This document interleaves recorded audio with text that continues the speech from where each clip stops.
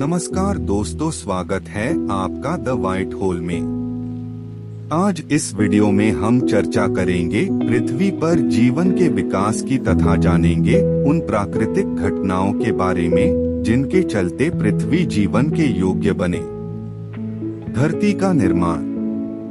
हमने अपने पुराने लेख में ब्रह्मांड तथा हमारे सौर मंडल के निर्माण के बारे में बताया है, जिसे आप नीचे दी गई लिंक के माध्यम से पढ़ सकते हैं। यहाँ धरती के निर्माण को संक्षिप्त में समझते हैं। तकरीबन 13.7 अरब वर्ष पहले हुए एक महाविस्फोट बिग बैंग के परिणामस्वरूप ब्रह्मांड की उत्पत्ति हुई और तकरीबन 4.5 अरब वर्ष पूर्व धूल तथा गैसों से बने बादल, जिसे नेब्यूला कहा गया, से हमारे सौर मंडल का निर्माण हुआ। ये बादल करोड़ों वर्षों तक ब्रह्मांड में एक डिस्क के आकार में घूमते रहे तथा गुरुत्वाकर्षण के कारण पास आते गए, फलस्वरूप सूर्य, पृथ्वी तथा अन्य ग्रहों का निर्माण हुआ। पृथ्वी अपने निर्माण के समय आज सी नहीं थी, बल्कि यह किसी आग के गोले के समान गर्म थी। इसमें न ही पानी था और न ही ऑक्सीजन। पृथ्वी विकास के एक लंबे दौर से गुजरी है, जिसके परिणामस्वरूप पृथ्वी पर जीवन संभव हो पाया है। समय के साथ कई प्राकृतिक घटनाएं घटी, जिन्होंने पृथ्वी पर जीवन को मुमकिन बनाया। ऐसी ही कुछ घटनाओं की चर्चा हम यहाँ करेंगे। सौर मंडल में पृथ्वी का स्थान। पृथ्वी पर जीवन संभव हो, इसके लिए पहली घटना थी सौरमंडल में पृथ्वी का स्थान। सौरमंडल में पृथ्वी जिस क्षेत्र में स्थित है, उसे गोल्डीलॉक जोन कहा जाता है। शुक्र तथा मंगल के मध्य में स्थित यह क्षेत्र पूरे सौरमंडल में एकमात्र क्षेत्र है जहां सूर्य की ऊर्जा संतुलित मात्रा में पहुंचती है।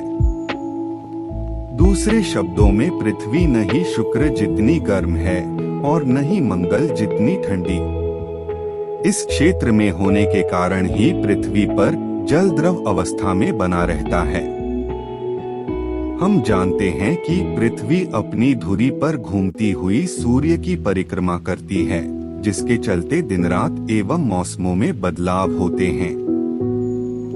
किंतु पृथ्वी का अपनी धुरी पर बने रहना संभव नहीं था और ऐसी स्थिति में पृथ्वी पर जीवन भी संभव न हो पाता। यह संभव हो पाया मंगल जितने बड़े एक ग्रह के पृथ्वी से टकराने के कारण।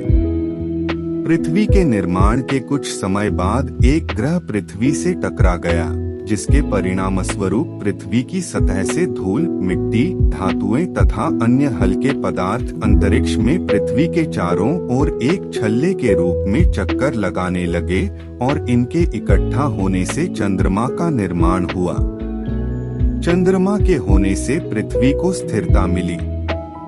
चंद्रमा द्वारा पृथ्वी पर लगाया जाने वाला गुरुत्वाकर्षण बल पृथ्वी को अपने स्थान पर रोके रखता है। स्थिरता मिलने के बाद आवश्यकता थी पानी की, जो अभी तक धरती में मौजूद नहीं था। धरती की बनावट के करीब 50 करोड़ वर्ष बाद पृथ्वी पर अंतरिक्ष से उल्कापिंडों की बौछार होने लगी। ये उल्कापिंड अपने साथ बर्फ के रूप में पानी लाते रहे। करोड़ों वर्षों तक चलने वाली इस बौछार के कारण पृथ्वी पर पर्याप्त मात्रा पानी जमा हो गया और महासागरों का निर्माण हुआ। जीवन की शुरुआत। हालांकि धरती के वायुमंडल में अभी भी ऑक्सीजन उपस्थित नहीं थी, किंतु समुद्र के अंदर जीवन की शुरुआत के लिए परिस्थितियां बहुत हद तक अनुकूल थी।